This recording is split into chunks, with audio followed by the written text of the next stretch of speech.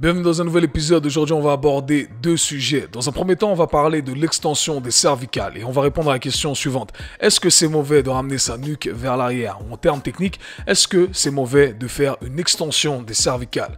Vous avez sûrement entendu des professionnels du sport et de la santé vous dire que c'était mauvais. Aujourd'hui, je vais répondre à la question et je vais décortiquer le tout. Et dans un deuxième temps, on va parler sport de combat, un sujet que j'affectionne particulièrement de par mon bagage, mon background dans les sports de combat. Et j'aimerais énumérer dans cet épisode les erreurs les plus communes qui sont encore à ce jour commises par la plupart des combattants, que ce soit sur l'aspect préparation physique de manière générale, sur l'aspect coaching / nutrition et sur l'aspect récupération. Et j'espère que je vais pouvoir en aider plus d'un. Mais avant tout, j'aimerais faire une petite annonce ici. Comme vous le savez, il y a quelques mois de cela, j'ai lancé un programme de mentorat pour tous les professionnels du sport et de la santé qui veulent en apprendre plus sur mon système d'entraînement, qui veulent en apprendre plus tout simplement sur mon savoir autour de la préparation physique, de la programmation, de la rééducation, etc. Et donc, on a eu beaucoup de succès dans cette première vague, beaucoup de demandes pour ceux qui n'ont pas pu s'inscrire. C'est pourquoi j'ai décidé de lancer une deuxième vague pour ce programme mentorat. Les inscriptions de cette deuxième vague vont être ouvertes à partir du 1er décembre 2021. D'accord ? Vous aurez quelques semaines pour vous inscrire. Les places sont limitées, bien entendu. Et la deuxième vague va commencer la première semaine du mois de janvier 2022. Donc je me réjouis vraiment de partager avec tous les professionnels engagés qui veulent en apprendre plus et ramener leur carrière au next level. Donc ne ratez pas tout ça. Marquez le tout dans votre agenda. 1er décembre, les inscriptions ouvrent et vous ne voulez pas attendre la prochaine vague parce que je ne sais pas quand est-ce que ça va arriver. Pour ceux qui l'ont vu sur Instagram, je suis devenu papa et ça prend beaucoup de temps, beaucoup d'énergie, je dois dire. Donc si vous me voyez un peu pâle, avec des cernes, ça fait partie du game. Donc du coup, j'aimerais partager un max avec les premiers motivés et à partir de là, on verra comment la suite se passera. Donc les amis, commençons directement avec l'épisode d'aujourd'hui. Commençons par le premier sujet, extension des cervicales. Pourquoi j'ai voulu aborder ce sujet? Eh bien, tout simplement parce que depuis la nuit des temps, depuis que je fais des sports de combat depuis petit, étonnamment dans le sport de combat, comme vous allez voir, eh bien, on m'a toujours dit de ne pas ramener ma nuque vers l'arrière. On s'échauffait la nuque, ok, vers le bas, vers le côté, etc. Mais attention, jamais trop vers l'arrière. Dans le monde du fitness, pareil. Et ce qui m'a poussé aujourd'hui à faire cet épisode, c'est que j'ai eu une session avec un client, un ami aujourd'hui, qui m'a dit, Kev, je suis allé voir mon chiropracteur et il m'a dit que tout ce qu'on faisait pour les articulations, c'était très bien, sauf un mouvement. Le mouvement, justement, d'extension des cervicales. Il a dit que ce n'était pas bien de ramener ses cervicales vers l'arrière. Et moi, j'ai rigolé très très fort. Et vous savez, c'est un problème dans l'industrie de la santé et du fitness de manière générale, c'est qu'on entend quelque chose quelque part par un expert ou quelqu'un qu'on considère être un expert et du coup on propage l'information. Et cette information, c'est un peu comme le téléphone arabe. Au bout d'un moment, eh bien, cette information, même si elle est fausse, elle devient quelque part vraie dans la tête des gens. Et on répète le tout sans vraiment se poser de questions sur pourquoi on dit ce qu'on est en train de dire.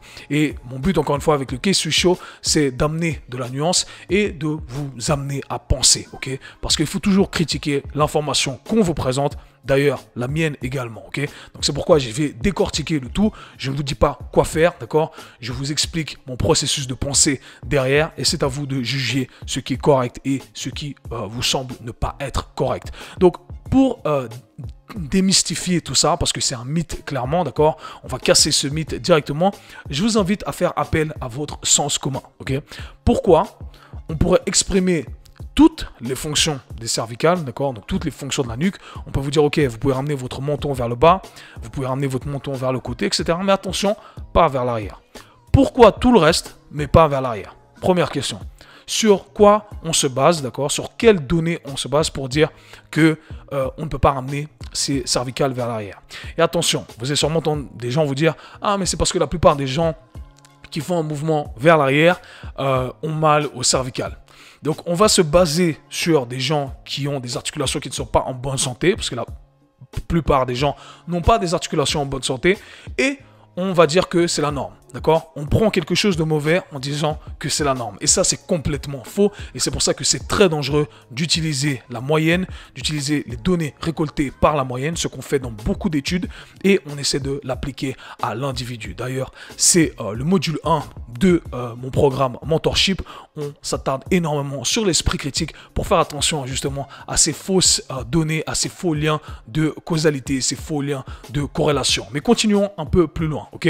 Maintenant, je vous invite tout simplement à penser autour de la manière suivante, toujours en faisant appel à votre sens commun. Il faut vous dire la chose suivante. Notre corps, aujourd'hui, de la façon qu'il a été construit, qu'il a été designé pour bouger, c'est tout simplement le résultat de milliers d'années d'évolution.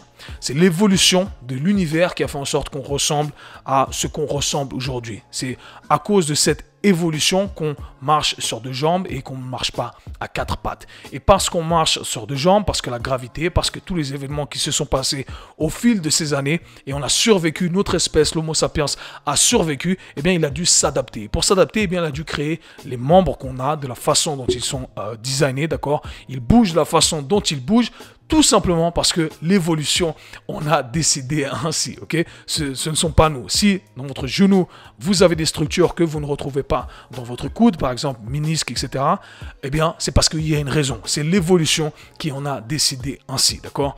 Donc, si vous vous positionnez dans cette catégorie-là de gens qui disent que certains mouvements ne doivent pas être exécutés, ou plus précisément certaines fonctions de certaines articulations ne doivent pas être exprimées, vous êtes en d'autres mots en train de dire « je suis plus intelligent que l'évolution, je pense mieux connaître le tout que l'univers, d'accord? C'est l'univers qui a régi le tout, et je pense que l'évolution a fait ça de manière incorrecte. » C'est concrètement ce que ces personnes-là vous disent. Quand quelqu'un vous dit « hey, tu peux pas fléchir ta colonne vertébrale », donc c'est contre-anatomique, d'accord? On l'a entendu tout le temps dans l'industrie du sport et du fitness, ok? Pour ceux qui suivent mon travail depuis des années, je vous ai parlé des genoux qui rentrent vers l'intérieur, des genoux qui dépassent les orteils, c'est ok. Fléchir sa colonne vertébrale, c'est ok. Mais on a créé justement ces mouvements corrects, ces postures correctes, en disant qu'il ne fallait pas exprimer certaines fonctions que le corps nous a données. Si le corps vous a donné ces fonctions-là, si aujourd'hui vous avez le corps que vous avez de la façon dont vous l'avez, c'est qu'il y a une raison. L'univers en a décidé ainsi. Vous savez ce qui n'est pas normal, c'est d'essayer de faire une extension du genou, donc ramener son genou ici complètement vers sa hanche, d'accord? Ou ici faire une extension du coude qui serait équivalente à la flexion du coude. Donc ramener complètement son bras de l'autre côté. On ne peut pas, ok? La flexion l'extension du coude, elle s'arrête au bout d'un moment, ok? Si on va chercher plus loin, eh bien ça se casse, d'accord? Pourquoi ça se casse? Parce que notre corps n'a pas été designé pour aller au-delà de tout ça. Mais nos cervicales ont été designés pour bouger dans toutes les directions. Elles peuvent faire une extension, elles peuvent faire une flexion, elles peuvent tourner sur le côté, elles peuvent tout faire. Donc pourquoi ne pas utiliser ce pourquoi on a été designé, ok? Donc ça c'est simplement l'aspect sens commun que je vous invite à utiliser. Pour moi, c'est le premier truc qui me dit, ah, ok, ouais, en fait, ça n'a absolument pas de sens d'aller à l'encontre de milliers d'années d'évolution. Et je vous invite à faire attention à toutes ces techniques ou méthodes qui font surface dans l'industrie de la santé et du fitness en vous disant, non, c'est comme ça que le corps a été créé pour bouger. Non, non. Si vous arrivez à exprimer un truc aujourd'hui avec votre corps, c'est que votre corps a été créé pour exprimer ce truc-là, ok? Maintenant, en utilisant un peu plus des données scientifiques, d'accord, pour ceux qui aiment le côté un peu plus poussé, d'accord? Il faut savoir que notre corps se dégrade constamment avec le temps, ok? Tout ça est expliqué par des règles de physique qui régissent l'univers, plus précisément une branche de la physique qu'on appelle la thermodynamique. Et une des lois de la thermodynamique qui explique l'entropie, explique le fait que notre corps est constamment en train de se dégrader. Et du coup, on n'a pas beaucoup de choix. On a soit un travail qu'on peut faire pour arrêter cette dégradation, d'accord? On peut soit maintenir, soit on peut créer plus pour contrecarrer, si vous voulez, pour contrer l'effet de cette dégradation, ou alors on peut laisser le temps faire les choses, l'entropie faire les choses et laisser nos tissus se dégrader. Et cette loi-là nous explique justement le fameux « use it or lose it ». Si vous n'utilisez pas quelque chose, vous allez perdre la fonction de ce quelque chose, tout simplement parce que l'univers en a décidé ainsi. Donc, concrètement ici dans notre exemple, si je vous dis que vous ne pouvez pas faire ou que vous ne devez pas faire une extension des cervicales, ramener votre nuque vers l'arrière et vous ne le faites jamais, éventuellement avec le temps, vous allez perdre la capacité à ramener votre nuque vers l'arrière. Et petit à petit, ça va s'arrêter à chaque fois et vous allez vous retrouver un peu plus vers l'avant parce que vous ne ramenez jamais votre nuque vers l'arrière. Ok? Donc, ce que j'explique ici, c'est qu'il faut constamment bouger son articulation dans tout ce qui lui est permis de bouger, tout ce dont elle a accès pour la garder en bonne santé. Le seul moyen de garder une articulation en bonne santé, c'est de stimuler tous les tissus autour de l'articulation, d'accord, pour contrecarrer justement, pour contrer cet effet de l'entropie, cette dégradation des tissus qui a lieu quoi qu'il arrive parce que l'univers en a décidé ainsi. Donc, madame, monsieur, les professionnels du sport qui recommandent de ne pas faire d'extension des cervicales, ça n'a aucun sens. Et pourquoi j'ai parlé des sports de combat et on entend souvent ça dans les sports de combat? On nous dit, ne ramenez pas votre nuque vers l'arrière. Et je me rappelle entendre ça dans mes cours de boxe. Et après, je regardais des vidéos de Mike Tyson quand j'étais petit qui roulait sa nuque vers l'arrière avec tout son corps. Ok? Je regardais des lutteurs, les lutteurs qui se retrouvent avec leur poids de corps et le poids de corps d'un autre être humain qui applique de la force complètement sur leur nuque, avec leur nuque complètement twistée, leur nuque en extension. Et là, on se dit, mais est-ce qu'on est aussi fragile qu'on veut nous le faire croire? Et on ne l'est pas. On ne l'est pas. Nos cervicales, comme tous les autres tissus du corps, peuvent s'adapter aux contraintes auxquelles elles sont imposées, aux demandes auxquelles elles sont imposées. Donc en gros, si on charge progressivement ses cervicales, sa nuque, la musculature de sa nuque, eh bien sa nuque va devenir plus forte. Et c'est tout ce que vous voulez garder en tête. Vos tissus ont la capacité de s'adapter. Maintenant, si vous faites une extension des cervicales et que vous avez mal aux cervicales, eh bien, c'est qu'il faut travailler justement sur cette zone-là. Il y a un travail à faire. Mon premier conseil ici, parce que ça devrait être très spécifique en fonction de la personne, mais il faut savoir la chose suivante. Les cervicales sont composées donc de 7 vertèbres et chacune de ces vertèbres devrait avoir la capacité de bouger indépendamment. Malheureusement, la plupart des gens n'arrivent pas à dissocier le mouvement de chacune de ces vertèbres. Et ce qui se passe, c'est qu'on a souvent tendance à bouger entre C7 et T1. Okay? Donc la dernière vertèbre des cervicales et la première vertèbre du rachis thoracique, la partie supérieure de la colonne vertébrale. Et du coup, on ressent souvent ce pincement-là. Pourquoi? Parce qu'on n'arrive pas à distribuer la charge sur toutes les vertèbres cervicales. Et c'est un truc qu'il faut apprendre à maîtriser, d'accord? Apprenez à maîtriser le mouvement de chacune de ces vertèbres. La distribution de charge va se faire de manière harmonieuse et vous n'allez pas sentir de pincement à l'arrière de votre nuque. Donc, bougez votre nuque, c'est le meilleur conseil que je puisse vous donner ici, ok? Passons directement au deuxième sujet du jour. On va parler des sports de combat. Mais avant tout, laissez-moi boire une goutte parce que, hey, quand tu parles comme ça, non-stop, t'as soif quand même. Ok, team. Parlons directement donc des combattants. Ok, j'ai fait une petite liste ici et on va aborder le tout à travers les catégories suivantes. 1. Renforcement général. 2. Conditionnement / cardio. 3. Nutrition. 4. Récupération. Et 5. Petites conclusions de manière générale. Donc commençons directement. 1. Selon moi, une des grosses erreurs que la plupart des combattants font, quand je parle combattant, c'est tout sport confondu, d'accord? Moi, j'ai pratiqué principalement la boxe anglaise pendant des années, boxe thaï, MMA, jiu-jitsu brésilien. J'ai fait également du karaté étant petit, j'ai fait plein de sports de combat, j'ai fait ça toute ma vie, c'est ce que j'ai toujours fait, ok? Et je pense qu'il y a un énorme manque de compréhension autour du renforcement général. Je pense que la plupart des combattants ne font pas un renforcement général approprié. Okay? Ils se retrouvent à vouloir faire beaucoup trop de travail spécifique, à chercher à mimer les trucs qu'on fait dans leur sport. Okay? Or, c'est pas vraiment nécessaire. Okay? Je pense que la plupart des combattants auraient des bénéfices à faire de la musculation simple et basique, à le faire progressivement et à augmenter l'intensité jusqu'à pouvoir générer plus de force, ok? Et quand je dis ça, eh bien, les gens pètent un plomb. La plupart des combattants pètent un plomb et tous les experts de Facebook, YouTube, etc., eh bien, viennent et se révoltent et me disent « Ouais, mais t'es fou, la musculation, ça rend lent. » Et c'est vrai que dans beaucoup de sports de combat, eh bien, on nous recommande de ne pas faire de musculation parce que il y a cette idée-là, il y a ce mythe-là que la musculation, ça rend lent, d'accord? Et la plupart des grands coachs de sport de combat vont vous dire ça. C'est la mentalité old school. Mais c'est complètement faux. J'ai fait une vidéo sur YouTube avec mon frère Angel, justement, où on parle de tout ça. Justement. Donc, je vous invite à aller checker tout ça. J'essaierai de mettre tout ça sur l'écran pour ceux qui regarderont ça sur YouTube. Mais en gros, on vient ici avec une mauvaise compréhension de la musculation et ses effets. Et du coup, l'argument qui revient souvent, c'est regarde les bodybuilders sont lents. Et moi, ça me fait rire parce que ça montre vraiment le manque de compréhension du corps humain. Ce qu'il faut comprendre, c'est que le corps s'adapte aux demandes auxquelles il est imposé. D'accord ? On va placer un stress sur le corps va s'adapter au stress. Et ces demandes sont spécifiques, donc le corps va s'adapter de manière spécifique également. Ce que j'entends par là, c'est que si un bodybuilder ne bouge pas rapidement, c'est parce qu'il n'entraîne pas spécifiquement cette qualité à bouger rapidement. Et comme j'ai dit, bouger rapidement, développer sa vitesse, c'est une qualité, d'accord? Et si on n'entraîne pas cette qualité, eh bien entendu, comme toutes les autres qualités physiques, eh bien on ne va pas les développer, on ne va pas les avoir. Donc on ne peut pas choisir un extrême parce que c'est l'extrême du monde de la musculation, d'accord? On va prendre un bodybuilder qui est axé sur l'esthétique, qui n'est pas axé sur la performance, et on va dire, regarde, si tu fais de la musculation, tu vas ressembler à ça. Non, pas du tout. Les bodybuilders s'entraînent d'une façon pour leur sport. Le bodybuilding, c'est un sport à part entière et ils respectent les demandes de leur sport. Or, en tant que combattant, ce qu'on doit faire, c'est extrapoler ce qu'il y a de bien dans leur monde, sans aller dans leur extrême, parce qu'un sport, c'est un extrême, d'accord? Et on va dire, ok, comment je peux utiliser ce qu'ils font pour mon sport? Et cette mauvaise compréhension de se dire que les bodybuilders sont lents, par conséquent, la musculation, ça rend lent. Encore une fois, on crée un faux lien de causalité, un mauvais lien de corrélation. C'est complètement faux, cette analyse.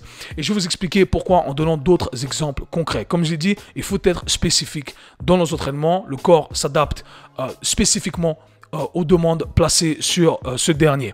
Maintenant, vous prenez un boxeur. Un boxeur peut envoyer des points très rapidement, d'accord? Donc, on va dire qu'il est rapide, d'accord? Mais on ne va pas dire qu'il est fort. Parce que si on juge le boxeur à travers son développé couché par rapport à un powerlifter, le boxeur est faible. Mais est-ce qu'il est vraiment faible? Est-ce qu'il est vraiment faible? Il n'est pas faible. Il est faible comparé aux contraintes dans notre sport à travers lequel vous le jugez. Si maintenant vous restez sur le même critère vitesse, on prend un boxeur qui envoie des points rapidement, ok? Et vous lui demandez de lancer une balle de baseball. Eh bien, croyez-moi, la balle de baseball, elle va être lancée très lentement comparée à un joueur de baseball. Pourquoi? Parce que le boxeur n'a jamais entraîné cette spécificité-là. Alors, il est rapide pour la boxe, pour la spécificité, les contraintes de la boxe, mais il n'est pas rapide à lancer une balle de baseball comme un joueur de baseball. Et vice-versa. Un joueur de baseball ne saura pas envoyer un coup de poing aussi rapidement qu'un boxeur, malgré le fait qu'il lance une balle très rapidement, qu'il explore cette qualité de vitesse. Donc, il y a la vitesse, cette qualité qu'on développe de manière générale, et il y a la spécificité du contexte dans lequel on le développe qui a son importance. Donc j'essaie d'expliquer tout ça tout simplement pour vous dire que au final on ne peut pas comparer des oranges à des pommes, ok? Et c'est ce qu'on fait dans cette industrie-là, et surtout quand on utilise cet argument-là, donc il faut complètement le jeter à la poubelle. Maintenant, un autre argument, quand on est un combattant, eh bien ce qu'on cherche à faire, c'est qu'on cherche à être puissant. Okay, on veut être puissant. Et concrètement, très vulgarisé, qu'est-ce que la puissance? Eh bien, la puissance, c'est tout simplement de la force fois de la vitesse. Okay, très simple. Une équation. Puissance est égale force fois vitesse. Donc, on a deux composantes ici, deux qualités qu'on peut manipuler pour augmenter notre puissance. Donc, on regarde l'équation et on se dit, ok, la plupart des combattants, ce qu'ils font, comme je dis, ils ne font pas assez de renforcement général, selon moi, d'accord, une bonne préparation physique qui est générale, encore une fois, eh bien, on travaille que sur l'aspect vitesse. On bouge vite, on bouge vite, on bouge vite. Bon, au bout d'un moment, on a maximisé notre vitesse. À quelle vitesse on peut lancer nos points à quelle vitesse au bout d'un moment, ok? On a maximisé notre potentiel. Maintenant, on a encore la composante force qu'on peut augmenter pour augmenter l'équation totale. Donc, en gros, si j'augmente ma force et que je garde la même vitesse, je vais augmenter ma puissance. Je pourrais très bien garder la même force et augmenter ma vitesse, et je vais augmenter ma puissance. Ok? Donc j'espère que ça a du sens pour vous. La puissance, c'est tout simplement la vitesse à laquelle on arrive à exprimer sa force. Si j'arrive à augmenter l'une de ces composantes, soit la vitesse, soit la force, ou les deux éventuellement, eh bien ma puissance va augmenter. Donc si vous êtes dans ce cas de figure, vous êtes un boxeur qui est déjà rapide, vous avez maximisé votre potentiel de capacité à produire de la vitesse, eh bien, hey, c'est le moment de s'attarder sur sa capacité à produire plus de force. C'est-à-dire qu'on va être capable de produire rapidement, mais plus de force. Donc si j'arrive à produire maintenant 100 kg à 1 mètre par seconde en lançant un coup de poing, et bien maintenant j'ai envie d'être capable de produire 120 kg avec la même vitesse de 1 mètre par seconde. Donc j'espère que ça a du sens pour vous. Préparation physique, renforcement général, je pense que c'est très important et très négligé. Il faut oublier l'aspect ça rend lent, tout ça, c'est faux. Conditionnement, ok. Conditionnement, je pense que c'est un critère qu'il faut aborder également. Beaucoup de sports de combat, dans le sport de combat, on est très axé sur le dépassement de soi. Si on n'est pas en train de mourir, de tout donner, c'est qu'on n'a pas, on a l'impression qu'on n'a pas maximisé tout ce qu'on pouvait maximiser. Et du coup, on se retrouve à faire des circuits qui sont un peu trop spécifiques, d'accord, par rapport à nos entraînements, d'accord, ou par rapport à une situation de combat. Si on est combattant de boxe, on va se retrouver à faire des circuits de 3 minutes, d'accord. Des circuits, donc là je parle de préparation physique, donc imaginez un circuit de corde avec à côté des haltères, ici un truc ici et là, et on fait ça pendant 3 minutes par exemple, où on explose. Alors ça peut être bien utilisé, d'accord, c'est très bien, d'accord, mais qu'est-ce qui est la meilleure façon d'entraîner ça? C'est la spécificité de notre sport. Donc on a déjà la capacité de le faire, ok. Donc selon moi, la meilleure chose à faire, c'est de casser ces deux qualités qu'on va utiliser lors d'un combat, ok. On a quoi comme qualité? On a de l'endurance générale, d'accord, le fond, d'accord, et on a cette capacité explosive à envoyer 5 coups très rapidement. Et en gros, un combat, c'est ça, c'est 4-5 coups, je m'arrête, j'attends, je jauge, d'accord, je touche, 4-5 coups, bam, bam, bam, bam, j'arrête, je jauge, je tends, ok. Et en gros, on a ces deux qualités qu'on aimerait maximiser. Et du coup, on se perd à vouloir faire un truc qui brûle, on veut sentir nos muscles qui brûlent, qu'on transpire, etc. Mais on n'est pas en train de maximiser ces deux qualités. Donc comment je ferais le tout? Eh bien, je pense que la plupart des combattants devraient passer plus de temps à faire du travail de fond. Ce truc à basse intensité qui est chiant, on n'a pas l'impression de travailler parce qu'on ne transpire pas, d'accord? Et on ferait du truc vraiment, c'est le jogging du sport de combat. Et c'est là où on peut être bien plus spécifique par rapport à où on voudrait créer de l'endurance. Donc si je suis un boxeur, c'est vrai que j'aimerais travailler sur mes points, ok? Longtemps, je vais lancer mes points non-stop. Et j'aimerais faire ça pendant longtemps. Donc garder l'intensité très basse, d'accord? Je vais pas chercher à exploser et je vais chercher à le faire pendant le plus longtemps possible. Pourquoi? Parce que lorsque on déplace ici son seuil maximal, donc la capacité à laquelle on arrive à gérer son effort, d'accord? Je le fais en très vulgarisé ici parce que ça va parler à tout le monde. Je gère mon effort, d'accord? J'ai un seuil qui augmente à chaque fois. Et ce que je veux, c'est déplacer mon seuil. Le seuil, donc le moment où je vais passer au stade où je n'arrive plus à gérer de toute façon. Si je continue, ça va cracher. Parce que quand vous vous donnez un fond, au bout d'un moment, ça crache. Donc vous, ce que vous voulez faire, c'est retarder ce moment où ça crache. Et comment on retarde ce moment où ça crache? Eh bien, on fait du fond, ok? C'est là où on parle de zone 1, zone 2. Et là, on peut être spécifique à notre sport, ok? Donc j'espère que ça va vous aider. Et la deuxième chose que j'entraînerai, eh bien, c'est cette capacité explosive spécifique à mon sport à envoyer 3 à 5 coups très rapidement. Et là, je prendrai des longs temps de repos et je travaillerai sur cette capacité à être le plus rapide possible, taper le plus fort possible, ok? Et là, je travaillerai séparément. Encore une fois, sans aller dans la fatigue, juste en visant la performance, ok? Donc, j'espère que ça a du sens pour vous ici sur le côté conditionnement. Pour moi, c'est comme ça que j'aborderai le tout. Parlons maintenant de l'aspect nutrition, très important ici. Pour ceux qui ne connaissent pas un peu les sports de combat, eh bien, il faut savoir qu'on doit atteindre un certain poids pour être dans une catégorie dans laquelle on va combattre.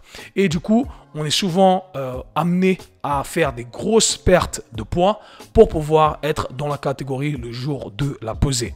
Et ce qui se passe, c'est qu'on se retrouve à faire des trucs hardcore et des trucs débiles si on ne sait pas planifier le tout. Et aujourd'hui, ce qu'on fait, la plupart des combattants font, eh bien, c'est qu'ils coupent complètement des aliments, des groupes alimentaires, en général les glucides. Donc j'y arrive, on coupe complètement les glucides et on se dit, ok, là, je vais perdre du poids sans manger de glucides. Et effectivement, ils perdent du poids. Ils mangent une tomate vite fait avec un bout de viande, un bout de poisson et c'est tout. Ils sont grincheux toute la semaine. Je sais que mes coéquipiers, mes anciens coéquipiers vont se reconnaître. Ok, ils sont grincheux. On peut pas leur parler pendant qu'ils font leur sèche.